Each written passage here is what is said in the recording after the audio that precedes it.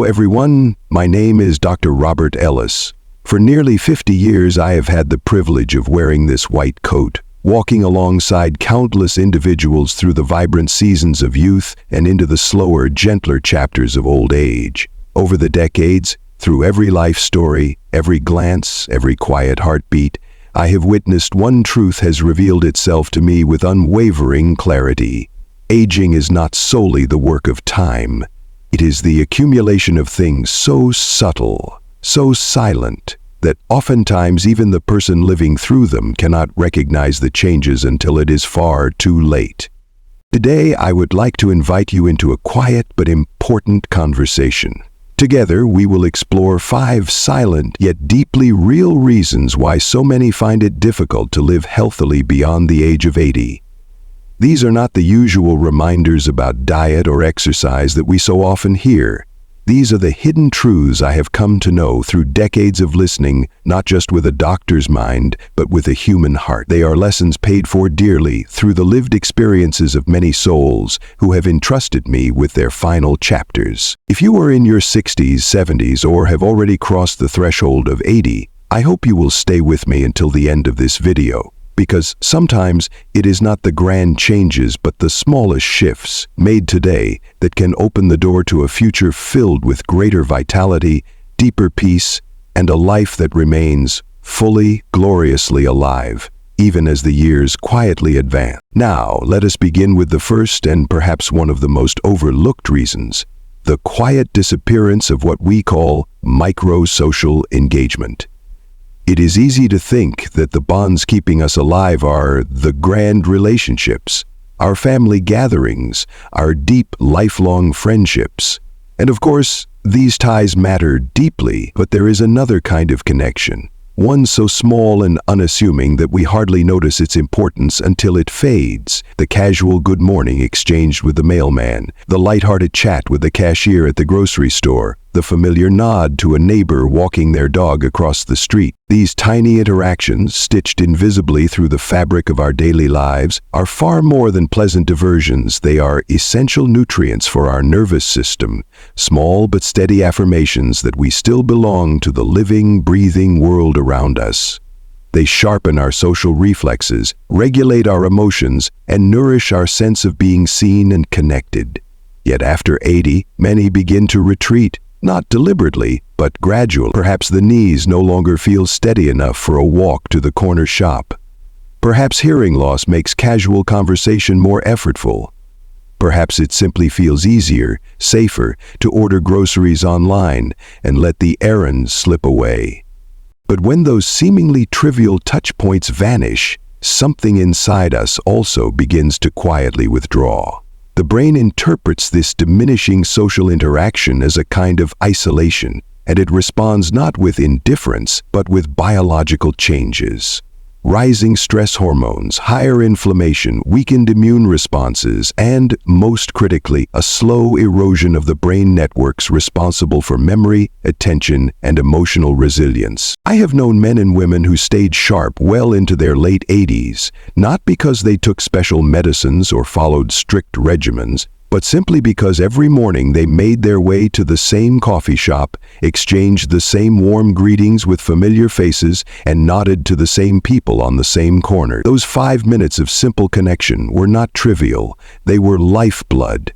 They gave structure to the day, a sense of continuity, and a reaffirmation that even in their slower years, they were still part of something larger than themselves. If you have noticed that your days feel quieter, that casual conversations have dwindled, or that you have started to feel somewhat invisible in your community, I urge you, do not dismiss it. Reach out, even in small ways. Step outside, say hello, smile at a stranger. These tiny exchanges are not mere social niceties. They are profound signals to your brain and your body that you are still here and you still matter. And that message, however quietly spoken, can make all the difference between simply growing older and truly continuing to live. As we move deeper into this reflection, there is another silent shift that often goes unnoticed until its effects are already deeply rooted: the gradual slide into overcautious inactivity. On the surface, it seems like wisdom, even prudence, to be more careful with our bodies as we age. After all, one slip on the stairs, one stumble on an uneven sidewalk, and life can change in an instant. Out of a rightful sense of caution, many begin to limit their movements. Fewer walks outside, fewer bends to pick something up, fewer efforts to climb or stretch, or even stand for extended periods. At first, these choices feel reasonable. You tell yourself it is better to be safe. Family and friends applaud your caution, gently urging you to take it easy, and so you do, little by little, day by day. But what no one says, what is so rarely spoken out loud, is that when movement stops, so does strength. And not just in your muscles, but in the intricate systems that govern balance, coordination, and vitality itself. You see, the human body is not like a machine that preserves itself through rest. It is more like a living garden that requires daily tending. When the movements that once nourished it diminish, the body does not simply hold steady, it weakens. Muscles, especially the deep core muscles that stabilize your entire frame, begin to shrink astonishingly quickly. Balance becomes shaky, reaction time slow, and what was once a healthy caution hardens into a fearful stillness that the body cannot easily recover from.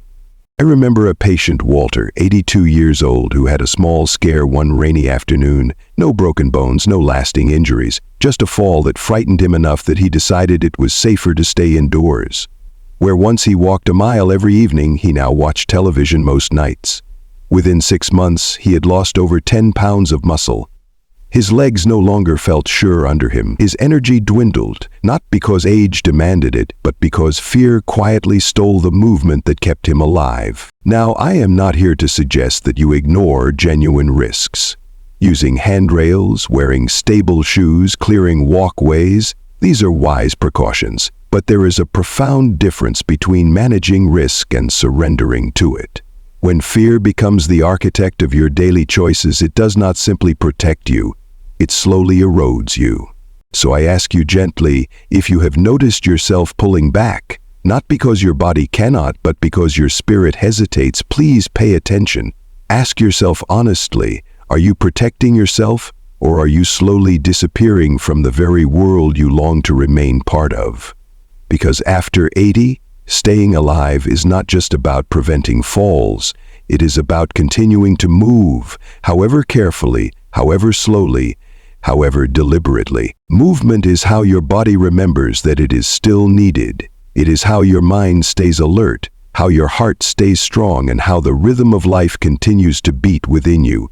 Even the smallest, humblest efforts, rising from a chair without rushing, stretching your arms to the sky each morning, taking a few extra steps to feel the ground beneath your feet, these are acts of defiance against the quiet pull of stillness. They are the ways you tell your body, I am still here, I am still moving, I am still living. And so, as we continue this journey together, there is yet another force, even quieter, even more insidious, that often steals vitality away after 80. The disruption of sleep cycles caused by irregular light exposure. You see, within each of us, there is a delicate, silent clock. Not one you can hear ticking, but one that governs nearly everything. Your energy, your mood, your metabolism, your immune defenses, even the very repair mechanisms of your brain during the night. This clock, known as the circadian rhythm, depends profoundly on signals from the world around you, and after the age of 80, it becomes remarkably sensitive, far more fragile than it once was. One of the greatest disruptors of this internal harmony is the subtle loss of natural light by day and the intrusion of artificial light by night. It may happen so quietly you do not even realize it. Perhaps you have started dozing off in your chair during the late afternoon. Perhaps you have not been stepping outside as often, especially when the weather turns colder. Perhaps the television stays on later and later, or you find yourself scrolling through a screen before bed to chase away the loneliness of the dark. Each of these choices, seemingly harmless on their own, together send confusing signals to your body about when it should be awake and when it should rest. The body, you must understand, does not simply guess when to be alert or when to sleep. It listens. It listens to the rising sun, to the shifting colors of the sky, to the deepening shadows of evening. Bright, natural morning light triggers the brain to awaken fully, to energize, to repair and rebuild. Darkness in the evening, true and unbroken darkness, tells the body to release melatonin, that gentle hormone that cradles you into deep, healing sleep. But when you are deprived of enough sunlight during the day and bathed in artificial brightness after sundown, your internal clock becomes scrambled. And the consequences, though slow to show themselves, are profound. Sleep becomes lighter, more fragmented. Morning grogginess clings to you even after long hours in bed. Energy dips and flickers throughout the day. Memory becomes a little more uncertain. Mood becomes a little less steady. And over time, the immune system weakens, the bones grow more brittle, and the mind loses some of its clarity, all because the basic rhythm of life inside you has lost its anchor. I once cared for a woman named Helen, 84 years old, who came to me weary and disoriented, unable to explain why. Her tests were normal, her diet unchanged. The real turning point was simple. Her doctor encouraged her to spend just 20 minutes each morning sitting by the window with the curtains wide open and to turn off all screens an hour before bedtime. Within 2 weeks, her sleep deepened, her memory brightened, her spirit, dulled by months of unseen disorder, began to glow again. It was not medicine that healed her, it was light, it was rhythm. So if you find yourself spending most of your hours behind closed curtains, if the evenings are long and filled with the pale glow of screens, I urge you, reclaim the sun. Step outside within the first hour of waking, even if it is only to sit quietly on your porch. Let the natural light flood your eyes, your skin, your senses. As evening falls, allow the darkness to return gently, dimming the lamps, letting your body prepare for rest without the harsh intrusion of artificial brightness. These daily rhythms are not luxuries, they are survival. For the truth is, the body does not simply grow old from wear and tear, it grows old from disorganization, from the loss of harmony between systems that were once finely tuned. To live well past 80 is to become a careful steward of these invisible rhythms, to rise with the light, to rest with the darkness, to remind every cell inside you that even now, even at this age, you are still part of the great living order of this world. And now we come to a wound that is perhaps the most silent of all, yet carries the heaviest weight across the later years of life. The quiet suppression of emotion following loss and isolation. By the time a person reaches their 80s, they have often weathered more goodbyes than most younger souls can comprehend. The passing of a spouse, the farewell to siblings and dear friends, sometimes even the unimaginable grief of losing a child. These are not small sorrows, they are vast oceanic losses, and yet, in a world that often expects the elderly to carry these griefs with quiet stoicism, many learn, without even realizing it, to tuck their pain away where no one can see. What happens then is not merely sadness, it is emotional suppression, a slow, almost imperceptible habit of silencing the ache inside, of putting on a brave face because society admires resilience, because loved ones are already burdened, or simply because there seems to be no one left who truly understands the depth of what has been lost. But the body, wise and tender, does not forget. When grief is not spoken, when it is not honored, not wept, not given the dignity of acknowledgement, it does not vanish. It burrows inward, settling into the fibers of the body, changing the chemistry of hormones, tensing the nervous system, weakening the immune defenses that once so easily sprang into action. I remember a man named George, 86 years old, who had lost his beloved wife after 60 years of marriage. He spoke of her little, said it wasn't his way, said he was managing fine, but within a year he had lost weight, withdrew from the senior center where he once found joy, and found himself unable to sleep through the night.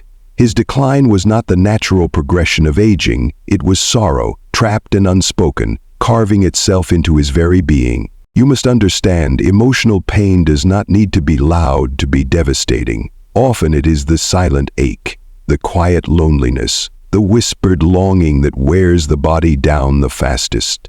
A lifetime of loss left unexpressed becomes a weight the heart was never meant to carry alone. And when the heart grows too heavy, the spirit within it begins to dim. Not all at once, but little by little, day after day. But here is the hope. What is expressed can be healed. What is spoken aloud, even if only in the safety of a journal, even if only whispered in prayer or shared with a trusted friend or counselor, can be softened, can be lifted. It is no weakness to grieve. It is no failure to say, I miss her, or I still feel angry, or I am lonely. In fact, it is an act of profound courage, an act of life itself, to let the heart breathe again. Those who live well beyond 80, not merely surviving but truly living, often share this trait. They find a way to release their sorrows instead of burying them. Whether through conversation, through faith, through creative expression, or simply by allowing themselves moments of deep feeling without shame, they allow their hearts to remain supple, alive, and capable of continuing forward. So if you find yourself holding something inside, not because you want to, but because you did not know where to place it, know this: there is still time, there is still space.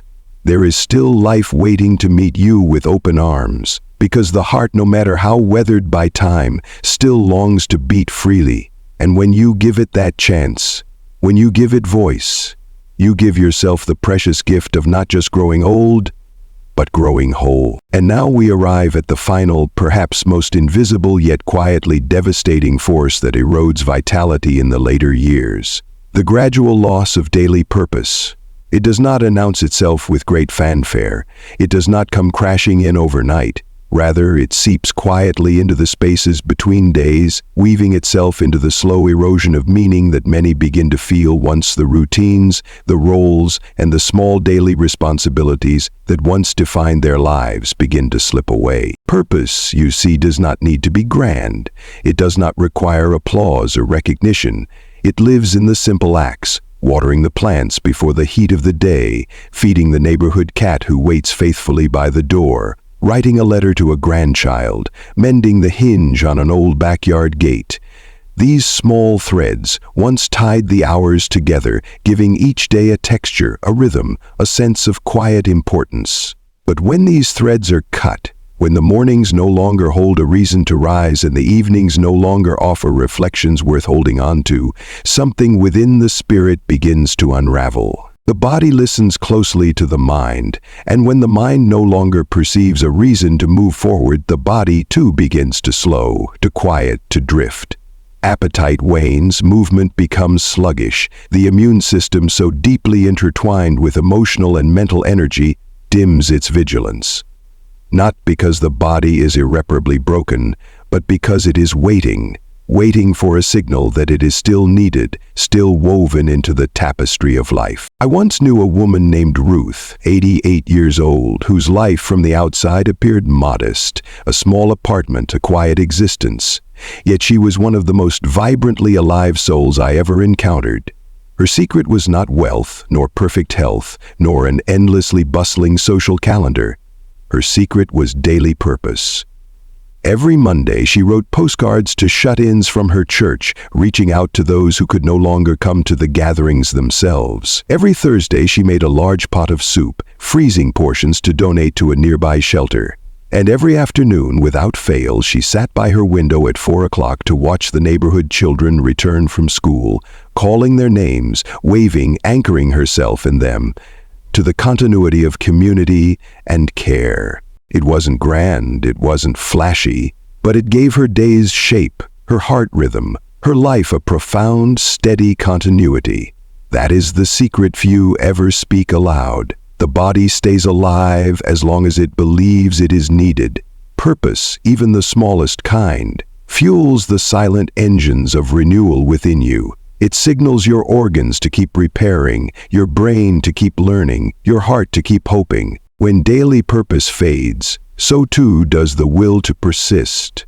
Not because life is no longer worth living, but because the soul, longing to matter, finds itself adrift in days that no longer seem to ask anything of it. And so, if you have found yourself feeling unmoored, if the days have begun to blend into one another, know that this is not merely sadness, it is a call from within. A call for rhythm, for connection, for meaningful repetition, however small. It might be planting a seed, It might be making a phone call. It might be saying a morning prayer with your hands pressed quietly together. What matters is not the scale of the act. What matters is its constancy, the steady signal you send to your body and your spirit each day that says, I am still part of this world. I am still needed. I am still here. As we come to the close of this conversation, I want to leave you with a simple but powerful truth, one that I have seen borne out over and over again across nearly half a century at the bedside of life. Most people do not fade after 80 because of a single dramatic event. It is rarely one illness, one fall, or one diagnosis that changes everything. No, what truly erodes the spirit and the body is far more subtle. It is the quiet slipping away of habits, rhythms, connections, and reasons to stay engaged with the world.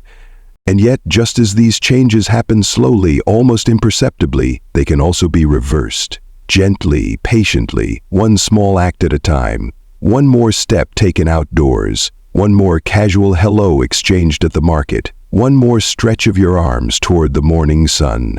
One more moment where you allow yourself to grieve honestly, or to hope boldly, or to find joy in a task as humble as watering a single plant. You see, the great secret of aging well is not about defying time. It is about remaining awake to these quiet shifts, refusing to surrender your life to inertia and silence. It is about protecting your rhythms as fiercely as you would protect your own breath. It is about nurturing your purpose, even if it is as small and tender as a single seed planted in a pot on your windowsill. It is about allowing your heart to continue feeling, not shutting it away in the name of stoicism, but opening it again and again to connection, to sorrow, to love, to hope. You have far more power than you may realize, not to stop the years, but to change the way you move through them. And if you are willing to stay alive to the small things, to the morning light, to the laughter of a neighbor, to the rhythm of your own steps along the sidewalk, then even as the years pile gently upon your shoulders, your spirit will remain upright, vibrant, and full of breath. So I ask you, before you go, reflect quietly for a moment. Which of the 5 reasons we discussed today felt familiar to you? Which one tugged at a thread deep inside you? And more importantly, which one are you willing to honor by making even the smallest change starting today? Because it is never too late to step back into life, never too late to feel needed, never too late to remind yourself that you are still beautifully, gloriously alive. Thank you for spending this time with me today. I hope you carry something from this conversation into your own journey, a little light, a little hope, and the quiet knowing that the best chapters of your story may still be waiting to be written.